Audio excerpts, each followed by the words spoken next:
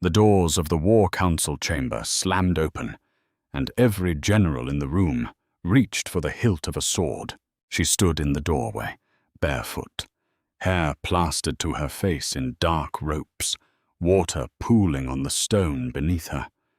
A linen shift clung to her body, soaked through and nearly translucent, and she clutched a stack of waterlogged veterinary intake forms against her chest as if they were a shield. Behind her, the hallway echoed with the sound of a toppled bucket, still rolling somewhere on marble.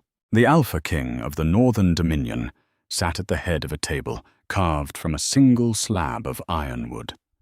Maps of 3 border territories were pinned beneath brass weights. 14 generals stared at the dripping girl, and Kyle Ashbourne, the most feared wolf sovereign in 4 centuries, forgot entirely what he had been saying about the eastern flank. She smelled like wet cedar and lavender soap. His wolf surged forward in his chest so hard his vision flickered gold. "I am so sorry," she whispered. Her voice cracked. The sign said Records Office. "I was looking for Dr. Hargrove's clinic.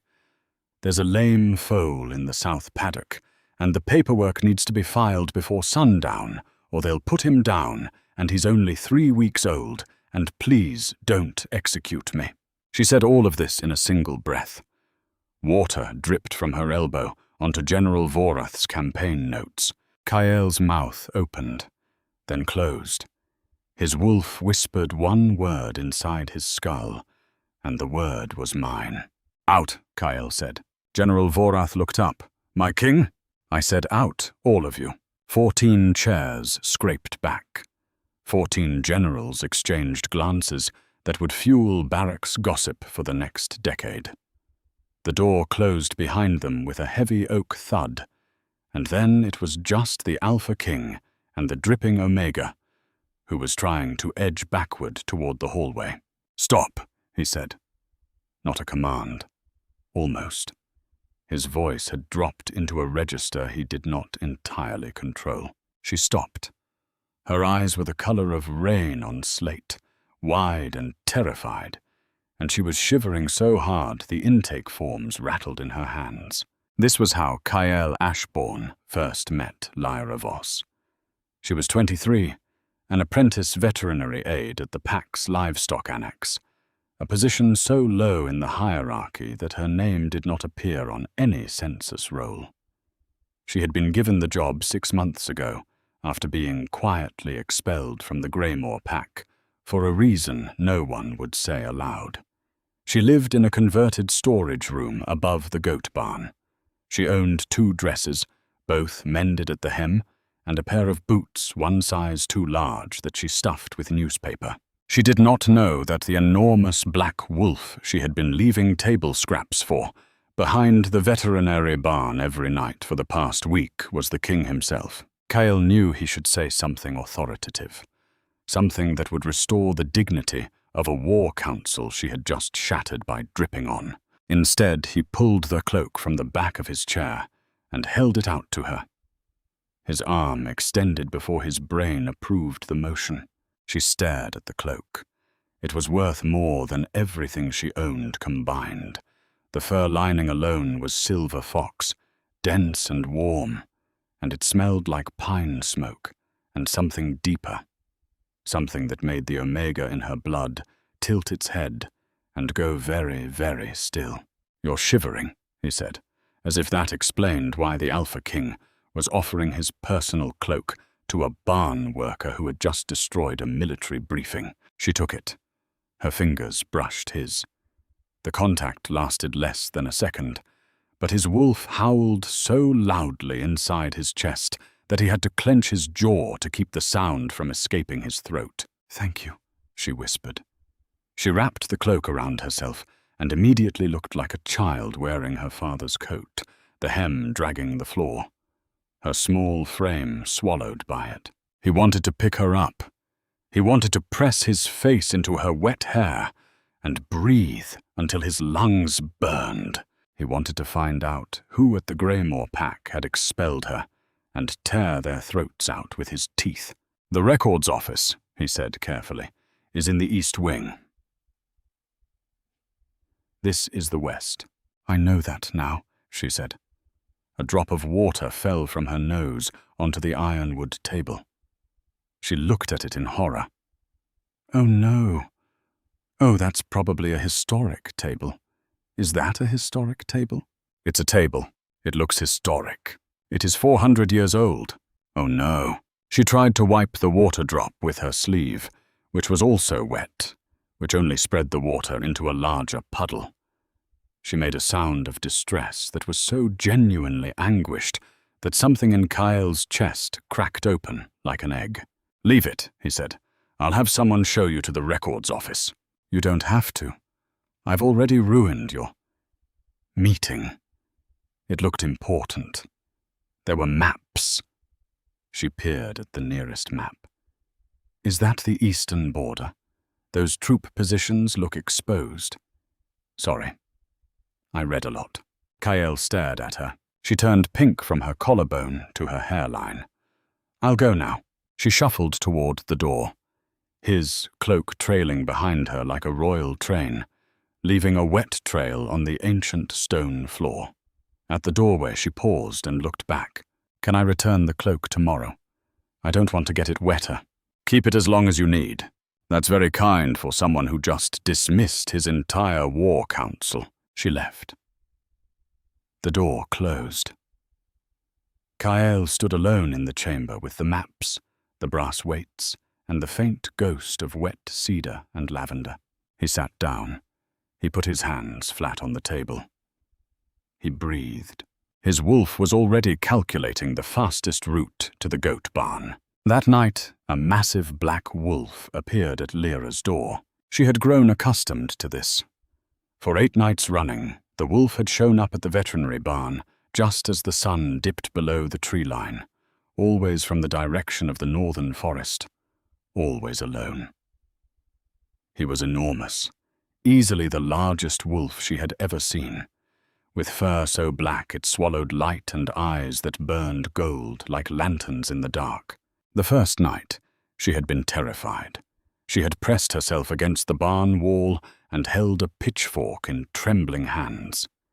But the wolf had simply lain down, rested his massive head on his paws, and looked at her with an expression so patient, so deliberate, that she had lowered the pitchfork. She had given him a lamb chop from her own dinner. He had eaten it in one bite and then licked her palm with a tongue like warm sandpaper, and she had laughed for the first time in months. Now he was family. "Hello, handsome," she said, crouching in the doorway of her storage room. The room behind her was small, clean, and sparse. A narrow cot with a quilt she had sewn from feed sack fabric. A shelf of veterinary textbooks she had salvaged from a donation bin. A chipped mug that said, "World's Okayest Vet Tech," which she had found at a thrift shop and purchased with her last discretionary coins, because it made her feel like someone had, at some point, been okay at something. The wolf padded inside without invitation. He filled half the room. His tail swept against her leg as he turned, and she felt the heat of him through her clothes. Inside the wolf, Kyle was having a crisis. She was wearing his cloak. Over a dry nightgown, the cloak hung from her shoulders like a blanket, and she had cinched it with a piece of twine at the waist.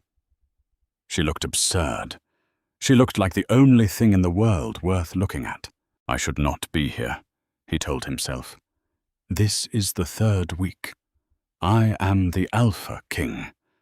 I have 72 treaties pending, a border dispute with the Southern Dominion, and a betrothal proposal from Lady Alara of the Silver Peak Pack that I have been avoiding for 4 months. His wolf responded by pressing its nose into Lyra's stomach and huffing warm breath through the fabric. "Whew," she said, laughing, stumbling back onto the cot.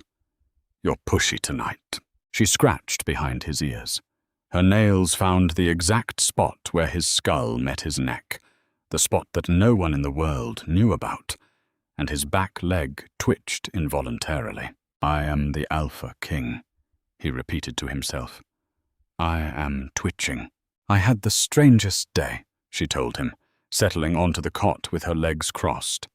The wolf turned 3 times, because wolf instinct was wolf instinct regardless of royal dignity, and lay down with his enormous head on her thigh.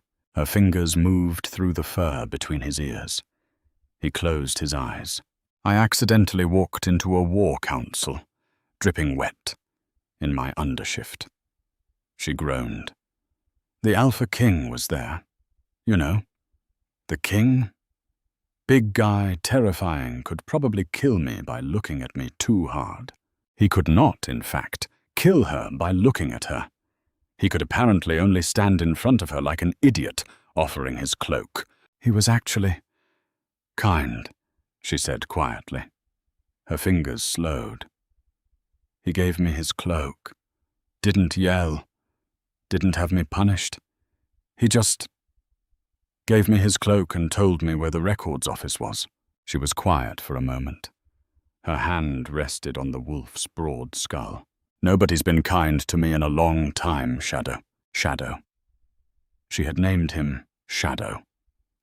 The Alpha King of the Northern Dominion, conqueror of the Ashfall Wars, the wolf who walks in storm, had been named Shadow. Like a house cat. His wolf didn't care. His wolf was in heaven. The Greymore pack kicked me out because I wouldn't mate with the beta's son, she said. She said it the way someone mentions the weather, flatly, as if she had practiced the sentence enough times to strip it of its teeth. He cornered me after a bonfire, and I broke his nose. His father said I was unstable. They revoked my pack status the next morning. Didn't even let me take my books. Kael's wolf went rigid. Every muscle in his body tightened like a bowstring. A low sound built in his chest. Not quite a growl, not quite a snarl. Something deeper and more dangerous. Lyra's hand paused on his fur. Easy, big guy. It's over. I'm here now. It was not over. Kael made a mental note to have the Greymore beta's entire family investigated by the end of the week. And then he made a second mental note to stop making mental notes while a girl scratched his ears. She yawned. Her body softened. She slid sideways on the narrow cot until she was lying on her back, and the wolf shifted so his massive body curled around her like a living furnace. His head rested on her chest. Her heartbeat was slow and steady under his ear, a rhythm that made his wolf want to never move again. Stay tonight, she murmured. He had stayed every night this week. He had cancelled a midnight border patrol on Tuesday. He had delegated his correspondence review to his increasingly suspicious beta commander, Ronan. He had once, embarrassingly, fallen asleep in his wolf form on her cot, and woken at dawn to find her entire face buried in his neck. Fur, her breath warm and even, one arm thrown across his ribs. He had lain there for 45 minutes, motionless, terrified that if he breathed too deeply, she would wake up. You're the best thing that's happened to me since I got here, she whispered into his fur. He intended to stay one more night. Just one. Then he would stop this ridiculous charade, introduce himself properly, court her through appropriate channels, and explain that her large, affectionate stray was in fact the sovereign ruler of 4 territory. He had told himself this every night for 8 days. The escalation happened gradually, the way all disasters do. On the 9th night, the wolf arrived carrying a rabbit in his jaws. He dropped it at her feet with a look of unmistakable pride. Lyra stared at it. Did you hunt this for me? He sat down and wagged his tail. The tail swept a stack of veterinary journals off her shelf. Shadow, I don't know how to cook a whole rabbit. He tilted his head. Okay, I do actually, because I grew up poor and my grandmother taught me. But that's not the point. She cooked the rabbit over the small fire pit behind the barn, and the wolf sat beside her with his eyes half closed, and she talked about the lame foal she had saved that afternoon, and the fire popped and sent sparks into the purple dusk, and Kyle realized he was in catastrophic trouble. On the 11th night, she gave him a bath. This was entirely her idea. He had come back from a genuine patrol, mud-caked and smelling like creek water and dead leaves, and she had taken one look at him and said, "Absolutely not. You're not sleeping in my bed like that." My bed. She had said, my bed. As if the wolf sleeping in her bed was a settled fact of the universe. She heated water in a tin tub behind the barn. She added something from a brown bottle, and the water turned cloudy and smelled like eucalyptus and clove.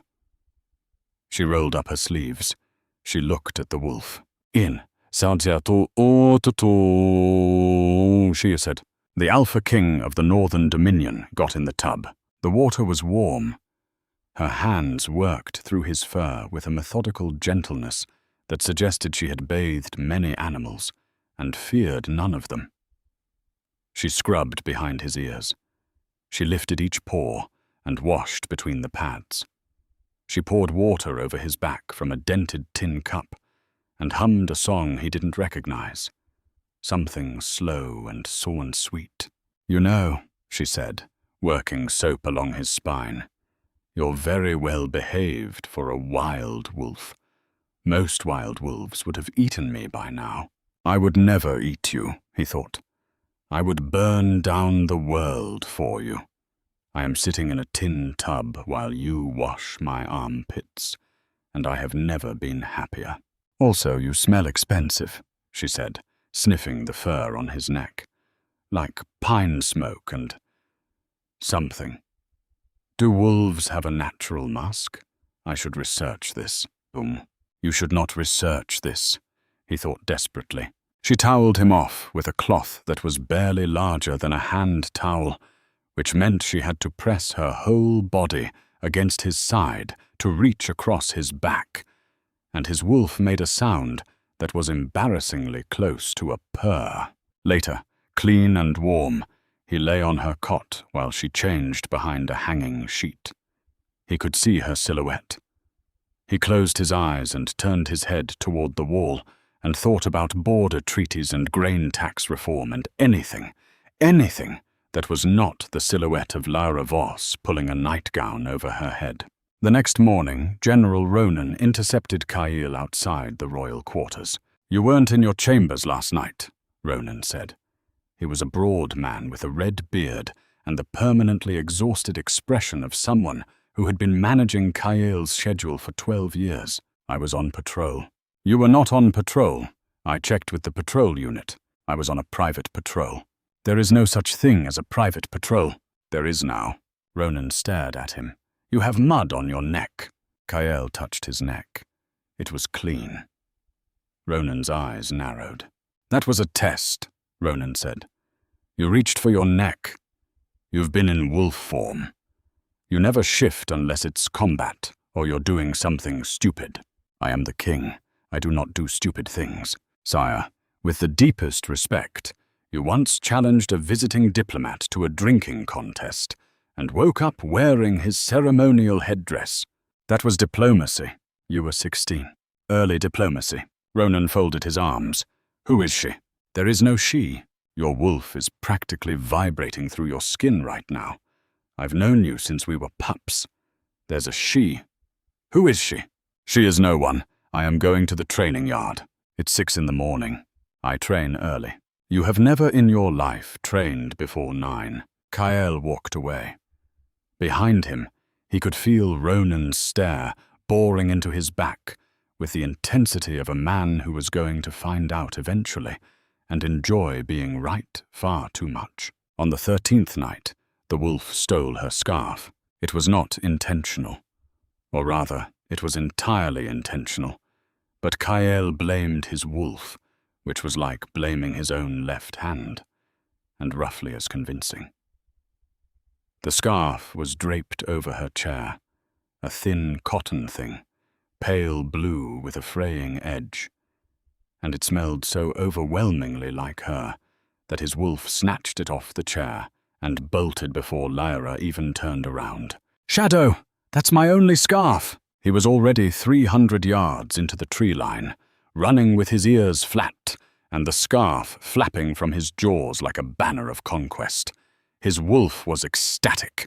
His human brain was screaming. He buried the scarf under his pillow in the royal chambers. In his human form, in the dark, he pressed his face into it and breathed. "This is unhinged," he told himself. "This is the behavior of an unhinged person." His wolf offered no rebuttal. The next morning, he had a new scarf delivered to the veterinary annex.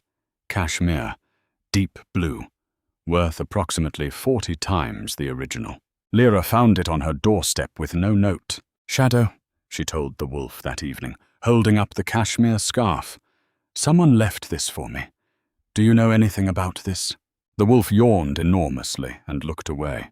"It's cashmere," she said, rubbing the fabric against her cheek. "Who would send me cashmere?" The wolf put his head on his paws and closed his eyes with an air of total innocence. "You're hiding something," she said. "You have no idea," he thought. On the 15th day, Kael saw Lyra in human form. It was unavoidable. She had been summoned to the main hall to treat a warhorse that had thrown a shoe and gashed its foreleg during a training exercise.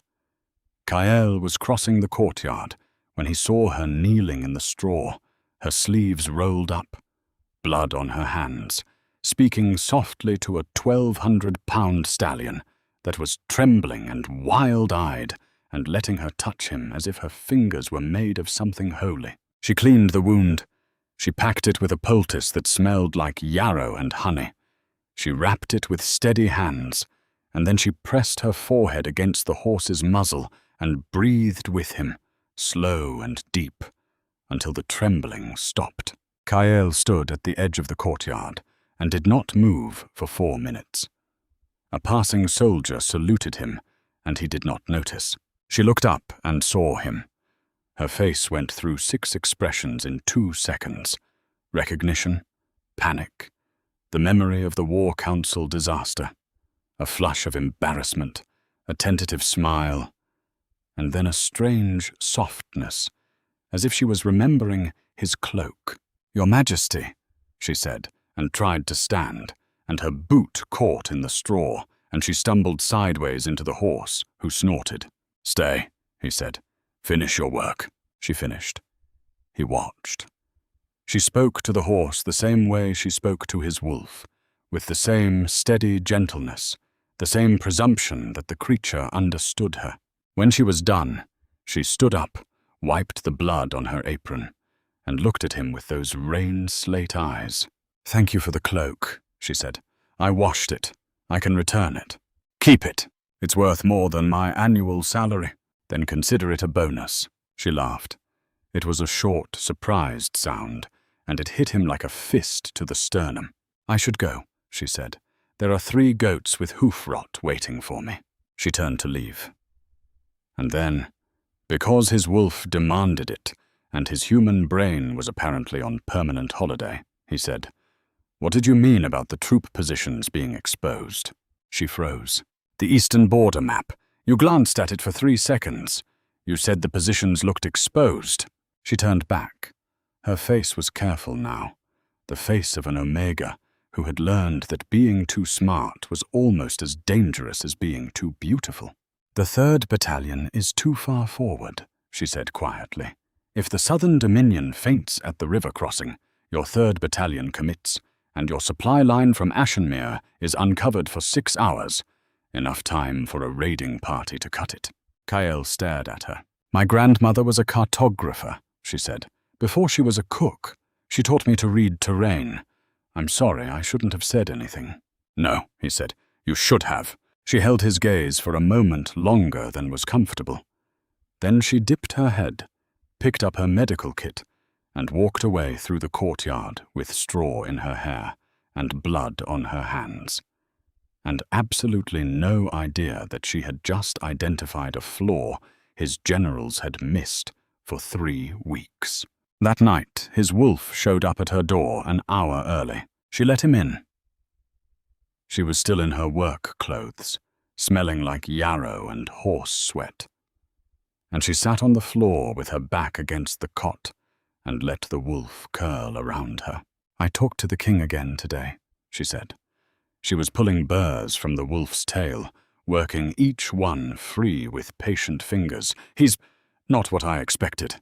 The wolf's ears perked. "Everyone says he's cold, this brutal, untouchable force. But he listened to me about the troop positions. He actually listened." She paused. "Nobody listens to me." "I always listen," he thought. "I am literally lying on the floor, so you will talk to me. And he's got these eyes," she said, almost to herself. "Dark but warm underneath, like coffee with something sweet in it. Not that I'm looking at the king's eyes. That would be insane." His wolf's tail thumped against the floor before he could stop it. "Why are you wagging?" she asked, looking down at him. "You don't even know him." "I am him," he thought. "Please stop talking about my eyes. Also, please, never stop talking about my eyes." The 17th day brought Lord Aric Thorn. He arrived at the compound on a white horse, wearing a silver-clasped riding coat and a smile that showed too many teeth. He was the third son of the Silver Peak Alpha, sent as a diplomatic envoy to discuss cross-territory trade routes, and he was handsome in the way that a glass knife is handsome. Pretty, sharp, empty. Kael disliked him immediately. This was not unusual. Kael disliked most diplomats. But when Lord Thorn dismounted in the courtyard, and Lyra happened to be crossing with a basket of medical supplies, and Thorn's gaze tracked her the way a hawk tracks a sparrow, Kael's dislike curdled into something black and thorned. "Who is that?" Thorn asked, smiling. "A veterinary aide," Kael said flatly. "She's lovely. She is an employee of this compound." "Yes, but she's lovely." The trade negotiations begin at noon. Kael turned and walked toward the council hall. His hands were fisted at his sides. His wolf was snarling behind his teeth, a sound that vibrated in his bones like a tuning fork struck too hard. That afternoon, Lyra was summoned to the diplomatic quarters to treat Lord Thorn's horse, which had apparently developed a suspicious limp during the ride. Kael, standing on the balcony above the courtyard, where he absolutely had not positioned himself to observe, watched Lord Thorn lean against the stable door and talk to Lyra while she examined the horse's fetlock. The horse was fine. The fetlock was fine. Lord Thorn's intentions were not fine. "You have remarkably gentle hands," Thorn said, and Kael's grip on the balcony railing cracked the stone. Lyra, oblivious, said, "Thank you. Your horse is fine. He's faking the limp." "Faking? Horses do that when they want attention. He's been stabled too long. He needs turnout." Thorn laughed. "You're delightful. Join me for dinner."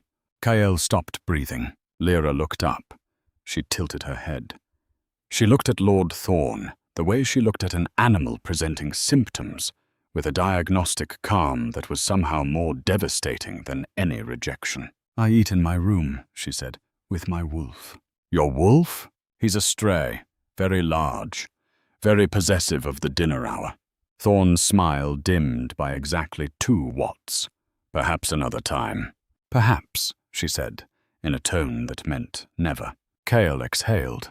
The crack in the railing widened. That night, his wolf brought her a deer shank so large she couldn't lift it. "Shadow, this is excessive," she said, staring at the slab of meat on her doorstep. "This could feed 12 people." He sat down and wagged his tail. "Are you competing with someone? You've never brought me anything this big." He was competing with Lord Aric Thorn and his stupid silver clasps and his fake limp horse and his remarkably gentle hands comment. And he was winning because he was an enormous wolf who could provide directly from the forest, and Thorn could not. And this was perfectly rational behavior. She cooked half the shank and stored the rest in the cold cellar. They ate together on the floor of her room, Lyra cross-legged with a tin plate, the wolf gnawing his portion with a satisfaction that bordered on theatrical.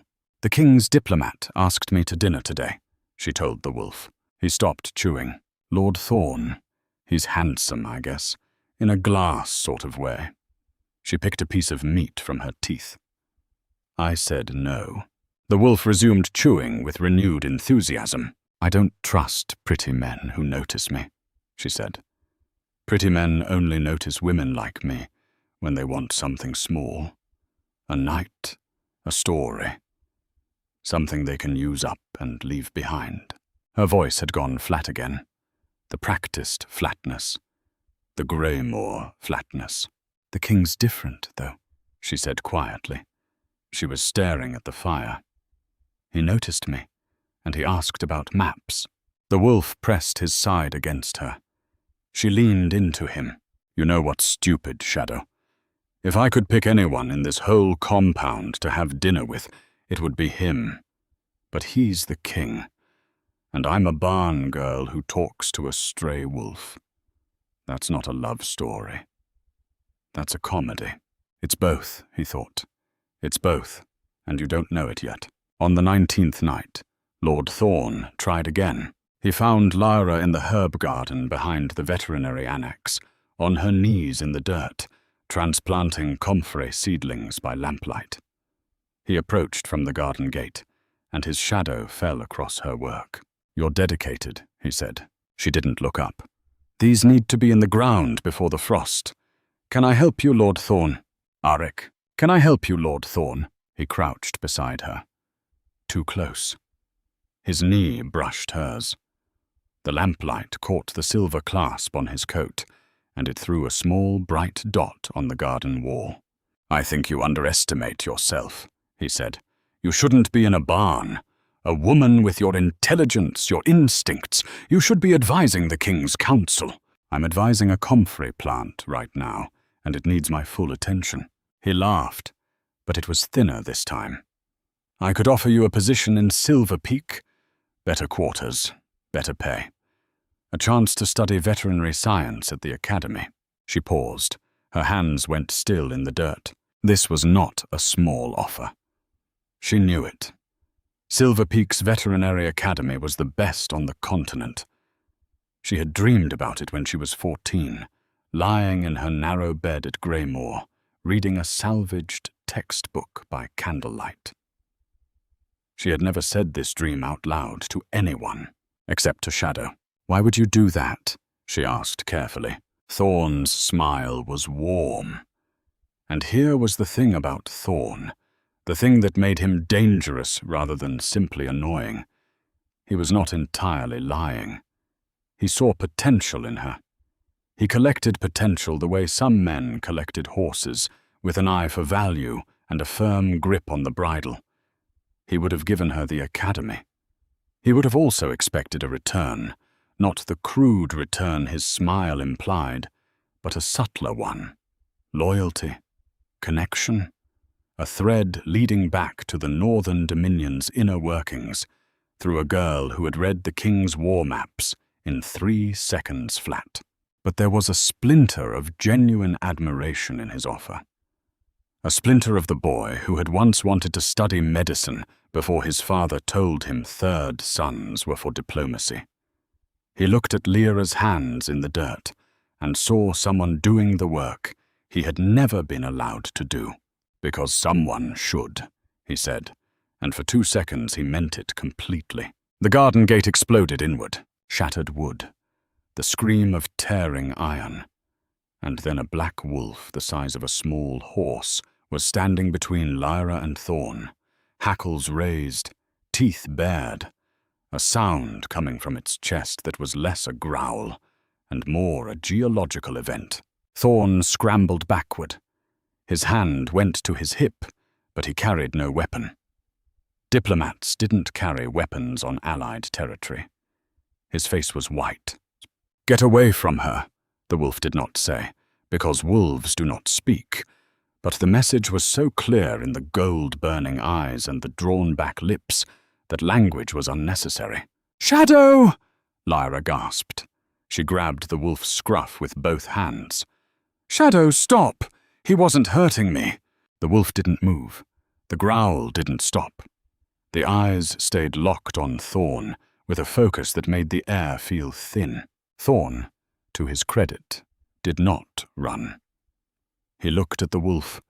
He looked at Lyra's hands in the wolf's fur. He looked at the wolf's eyes, which were not the eyes of a stray, which were burning with something too intelligent and too personal to be animal. "That's not a stray," Thorn said quietly. "He is," Lyra insisted. "He's mine. He's gentle. He just gets protective." Thorn took a step back, then another. He straightened his coat. His hands were shaking, but his voice was steady. "Keep your wolf close," he said. "Good night, Miss Voss." He left. The wolf's growl faded.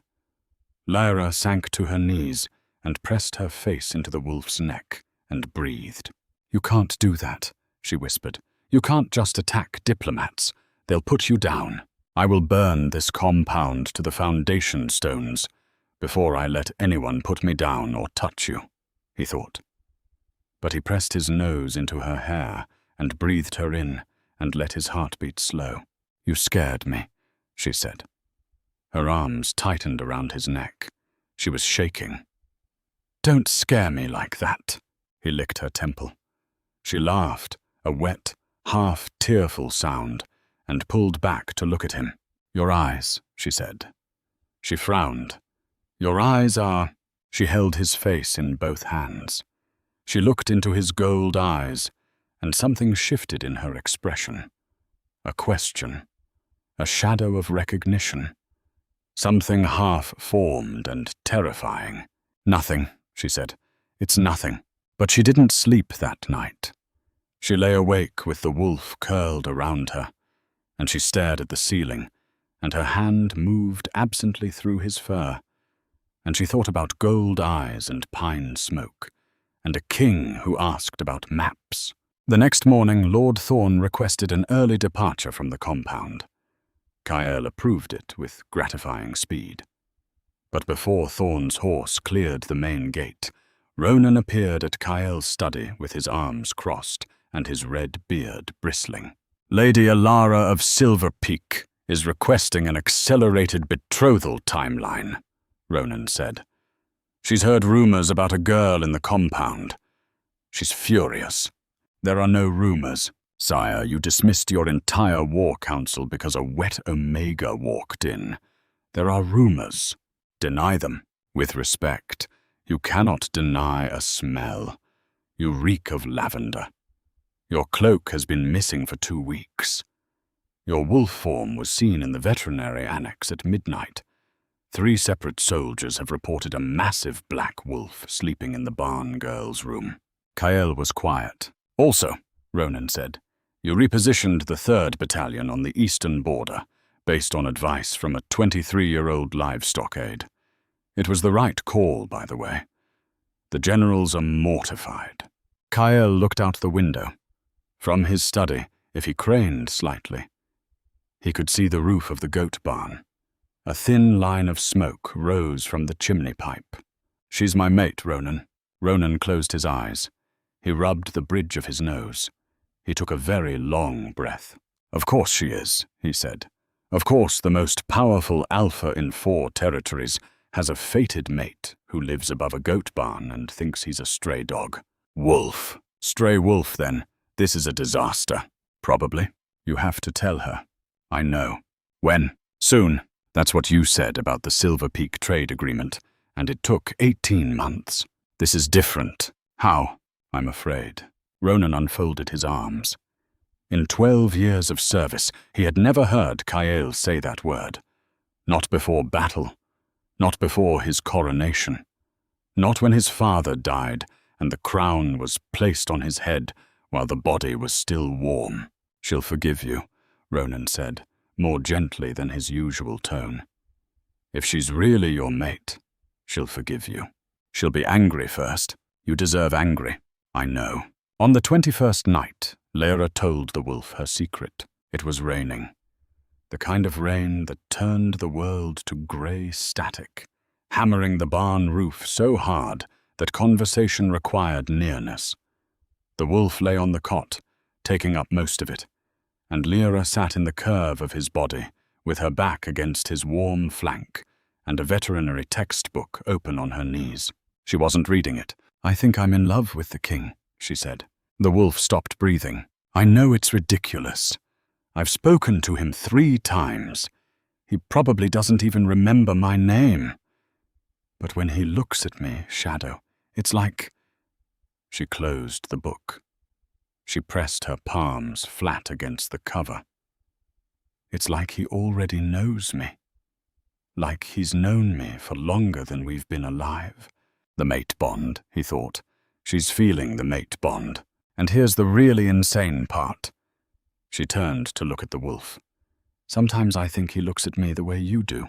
The wolf's gold eyes held hers. Same gold. Same warmth. She shook her head. "God, I'm losing it. I'm comparing the king to a stray wolf." "That's it, Shadow. I've officially lost my mind." She laughed, but her eyes were bright and wet. "The thing is, even if he felt the same, it doesn't matter. I'm a packless Omega with no family, no rank, no money.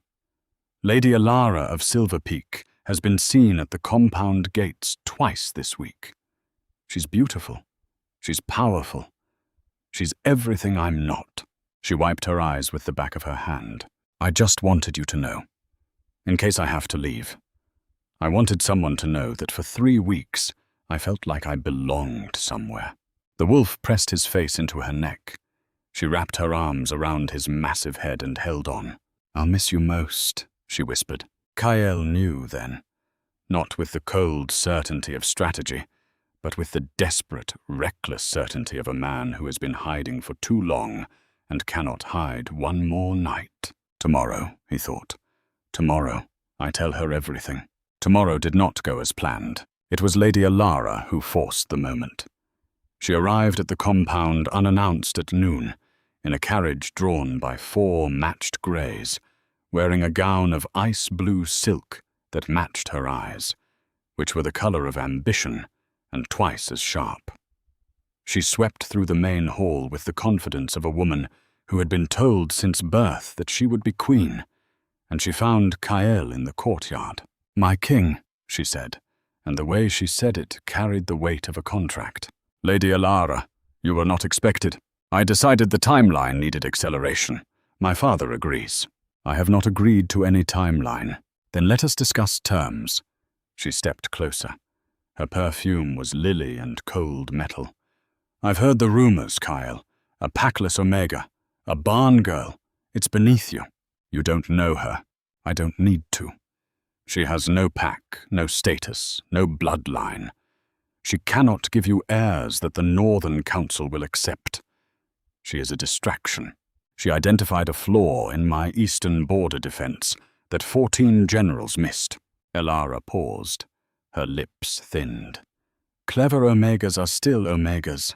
The words hung in the air between them, like something sharp dropped on glass. Kael felt his wolf surge.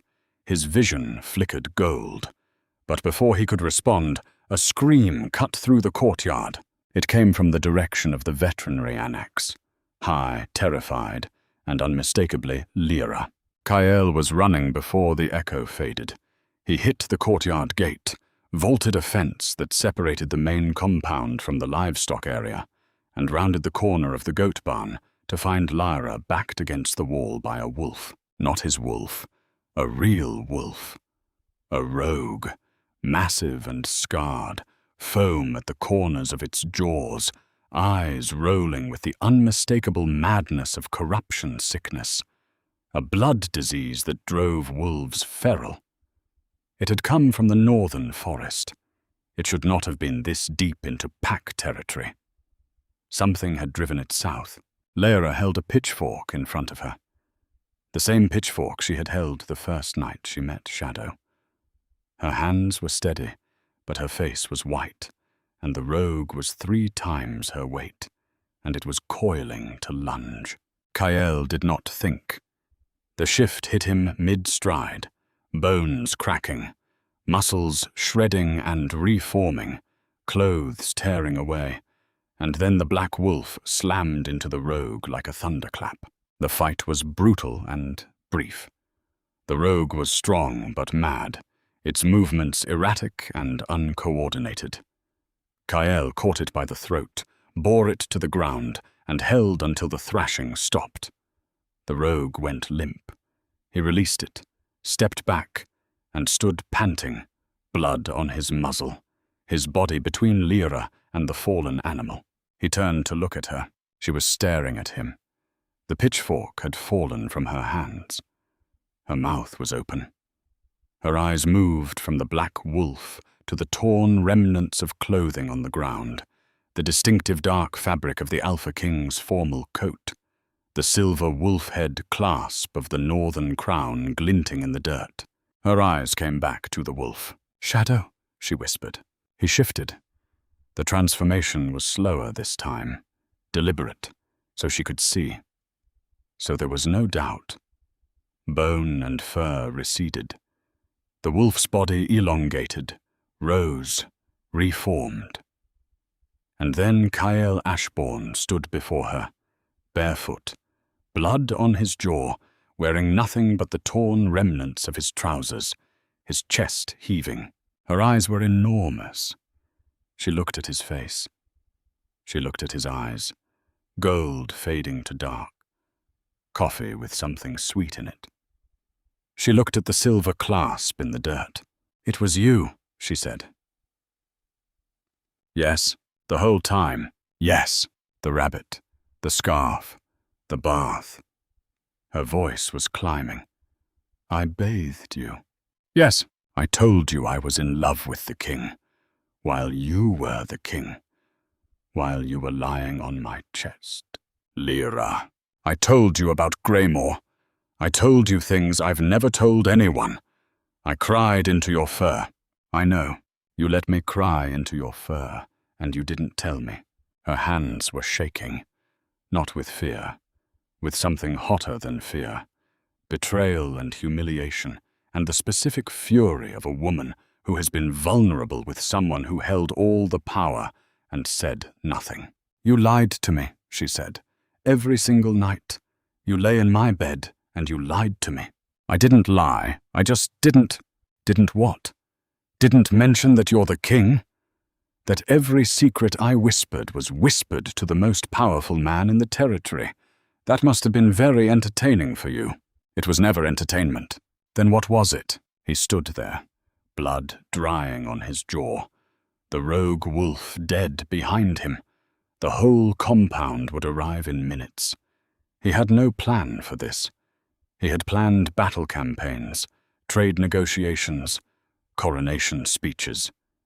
He had not planned how to stand in front of a shaking girl and explain that he had become a stray dog, because her voice made his wolf lie down. "I came back the second night because you scratched behind my ears and my leg twitched," he said. "I came back the third night because you talked to me like I was real. Not a king, not a weapon, not a political asset. You talked to me about goats and foals and your grandmother's rabbit recipe, and I hadn't had a conversation that honest in 11 years." She was crying. She was trying not to, her jaw tight, her hands fisted at her sides, but the tears came anyway. "I stole your scarf because my wolf wanted your scent on my pillow, and I couldn't sleep without it. I brought you the cashmere because I couldn't stand that you only had one, and it was fraying. I dismissed my war council because you walked in, dripping wet, and my wolf said mine so loudly, I couldn't hear anything else." He took a breath. "The laundry," he said. "The night you hung your shift on the line to dry, and it went missing." She blinked. "That was you, too. My wolf took it while you were asleep. I found it in my chambers the next morning, under my pillow, with the scarf." "You are a lunatic." "Yes, you are the Alpha King, and you stole my laundry." "Also, yes, She stared at him. A tear ran down her cheek. She wiped it furiously. "You should have told me," she said, and her voice broke on the last word. "I was afraid." "Of what?" "That you'd stop talking to me. That you'd see the king and stop seeing shadow. That you'd be careful. Everyone is careful with me, Lyra. Everyone watches their words and checks their tone and positions themselves. You told me my troop positions were exposed. You told me I was the best thing that happened to you. No one has ever said anything like that to me." The compound guards arrived at the edge of the clearing. Ronan was with them, breathing hard. He took in the scene, the dead rogue, the shirtless king, the crying Omega, and quietly motioned the guards to hold position. Lyra looked at the guards. She looked at Kael. She looked at the dead wolf behind him. "You saved my life," she said. "I would save it every day." "That doesn't make it okay. I know. I need time. I know." She turned and walked away. She walked past the guards, past Ronan, past the gathering crowd of soldiers and staff who had heard the commotion. She walked with her back straight and her chin up and her hands trembling at her sides, and she did not look back. Kael stood in the clearing and watched her go. Ronan approached. He looked at the dead rogue. He looked at the torn clothes. He looked at his king's face. "She'll forgive you," he said. "Not today. No, not today." 3 days passed. Lyra did not come to the courtyard. She did not cross the main compound. She treated the animals, slept in her room, and closed her door at dusk. No wolf appeared. Kael did not shift. He sat in his study and stared at maps he could not read and signed documents he could not focus on, and felt the absence of lavender and cedar like a physical wound, a hollow space behind his ribs where warmth used to be. Lady Alara remained at the compound. She dined with the generals. She was charming, articulate, and politically impeccable. She made no further mention of the barn girl. On the evening of the 3rd day, Lyra sat on the floor of her room, with the cashmere scarf in her lap, and the veterinary textbook closed beside her, and the king's cloak hanging on the back of her chair, and she cried until her chest hurt. Then she stopped. She washed her face. She put on her boots, the ones too large, stuffed with newspaper. She walked to the royal quarters. The guards recognized her. They exchanged a glance and stepped aside. She knocked on the study door. "Enter," said a voice that sounded like it had not slept in 3 days. She entered. He was at his desk. He looked up. His face did something complicated that ended with his hands gripping the edge of the desk as if it was the only thing keeping him in his chair. "You stole my laundry," she said. "Yes, and my scarf." "Yes, and you slept in my bed for 3 weeks." "Yes, and when I told you I loved the king, your tail wagged. I couldn't help it." She was quiet for a moment. The fire crackled. The room smelled like pine smoke and ink and the ghost of something sweet. "You're an idiot," she said. "Yes, you are the most powerful alpha on the continent, and you let me wash between your toes. You were very thorough." Her mouth twitched. "If we do this," she said, "if this is real, then no more hiding. No more wolf in the night while the king pretends he doesn't know me by day. I am not a secret. I am not something you keep in a barn. You were never something I kept." "Then prove it." He stood up. He crossed the room. He stood in front of her, close enough that she could smell pine smoke and warmth, close enough that the mate bond hummed between them like a plucked string, and he said, "Tomorrow, the full court assembly, every general, every council member, every visiting dignitary." "What about Lady Alara?" "She will hear it with everyone else. She'll be furious. She will survive." Lyra looked up at him. He was taller than her by a full head, broad, scarred, the most feared wolf in 4 territories. His hands hung at his sides. He did not reach for her. He waited. She reached for him. She placed her hand on his chest, over his heart, and felt the thud of it, fast and uneven, the heartbeat of a man who was afraid. "Tomorrow," she said. The full court assembly convened at midday. The great hall was packed. 14 generals, the Northern Council of 12, representatives from 6 allied packs, a delegation from the Silver Peak territories, including Lady Alara, who wore white silk and an expression of calculated composure. Ronan stood at the king's right hand, with the look of a man bracing for a controlled demolition. Kael entered in full regalia, the black and silver of the northern crown, the wolf head clasp at his throat. He walked to the raised dais. He did not sit on the throne. "Bring her in," he said. The doors opened. Lyra walked in. She was wearing her own clothes. Not silk, not finery. The mended dress. The 2 large boots, the cashmere scarf at her throat, deep blue against her pale skin. The king's cloak was over her shoulders, not cinched with twine this time, but clasped properly, the silver catch gleaming. She walked through the hall with every eye on her, and she did not stumble. Not once. Kael descended from the dais. He met her in the center of the hall, on the stone floor, level with everyone else. He took her hand.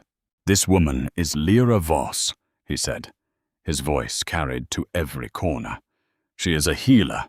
She is a strategist. She is the one who corrected my eastern border defense when my 14 generals could not. She was expelled from the Greymoor pack for defending herself against assault, and she has lived in a storage room above a goat barn for 6 months, and she is worth more than every title and territory in this room." The hall was silent. "She is my fated mate. She is my Luna, and any voice raised against her answers to me." Lady Alara's face went through something complex. Not fury, something more layered. A flash of envy, yes, but beneath it, a brief, exhausted recognition of a fight she had already known she would lose. She had smelled the mate bond on him weeks ago. She had just refused to believe it. She inclined her head. Barely. But she inclined it. "She is mine," Kael said. "Not to the court, to Lyra. And I am yours, if you'll have an idiot who steals laundry." Lyra looked at him. The hall was watching. Every general, every council member, every diplomat. "You still owe me a scarf," she said. The laughter that broke through the hall was surprised and warm, and Ronan covered his face with his hand, and Kael pulled Lyra against him and kissed her in front of every single person who had ever underestimated either of them. Lady Alara left the compound that afternoon. At the gate, she paused beside her carriage and looked back at the great hall. Her hand rested on the carriage door. For a moment, she stood very still, and her face was not the face of a villain or a rival, but the face of a woman who had spent her entire life preparing for a role that was never going to be hers. Then she stepped into the carriage and was gone. The Greymoor Beta received a formal investigation notice from the Northern Crown within the week. His son's assault was entered into the Interpack judicial record. Lyra's pack status was restored, though she chose not to return. She had a new pack now. The eastern border held. The 3rd Battalion was repositioned. The Southern Dominion's raiding party hit empty ground and retreated. The generals did not discuss who had first identified the flaw. They didn't need to. Everyone knew. On a warm evening, 3 months later, Lyra sat on the porch of the quarters she now shared with the king. A stone building with real windows and a fireplace and a shelf long enough for every veterinary textbook she could find. She wore the cashmere scarf. She wore the cloak. She wore a thin silver band on her left hand that Kael had forged himself in the royal smithy. Badly, because he had insisted on doing it without help, and it showed. A massive black wolf padded out of the tree line. He crossed the yard. He climbed the porch steps. He turned 3 times, because wolf instinct was wolf instinct regardless of royal dignity, and lay down with his enormous head on her thigh. She scratched behind his ears. His back leg twitched. "You know," she said, "you could just sit next to me in your human form, like a normal husband." The wolf huffed warm breath against her knee and closed his eyes. "Fine," she said. She leaned back. The evening light turned the compound gold. The goat barn was visible from here, its chimney pipe trailing a thin line of smoke. Somewhere inside, a new veterinary aide was settling in. Someone Lyra had hired herself. A quiet girl from a packless family who reminded her of no one and everyone. Her fingers moved through the wolf's fur. Slow, steady. The same rhythm as the first night and every night since. "Stay," she murmured. He stayed.